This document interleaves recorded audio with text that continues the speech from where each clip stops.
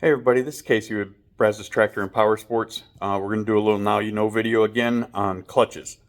If you remember the last video where we covered belt wear and proper break-in and all of that, I'm going to show you the results on actual clutches of what happens when the belt starts to wear improperly. So you've got the inner secondary sheave here and the outer secondary sheave. As you can see, the belt's been jumping and slipping real bad on this clutch for a while.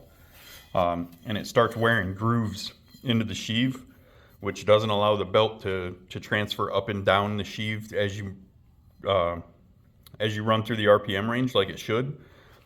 The impact of it slipping and jerking the transmission and the clutch actually starts wearing on these Teflon sleeves in here that go over the shafts.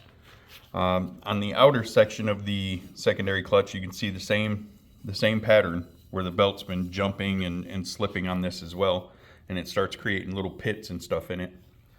And it starts wearing on these rollers right here as well that ride in the helix here.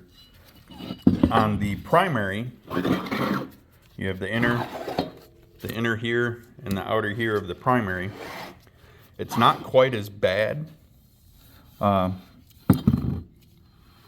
The belt doesn't generally slip on the primary, it slips on the secondary, but you can still see where it's driving grooves into these sheaves, and it doesn't allow that belt to transfer smoothly. And you can see it something got in there and caused a gouge right there.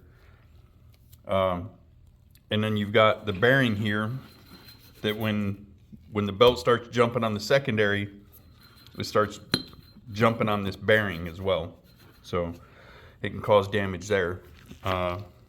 Just so you know, these clutches together run 600 to 700 for the primary and 600 to 700 for the secondary. So improper belt maintenance can lead up to repairs that are literally $1,600–1,700 just in parts. So it can get expensive real fast. That's why it's so important to properly break in your belts whenever you change them. It's also very important to keep an eye on them. Check them regularly. We will be doing a video on what to look for when you pull the clutch cover off to inspect the belt, to make sure that you catch it before it gets to this point to where it's actually causing damage to the clutches. That's just a little heads up on it. So now you know.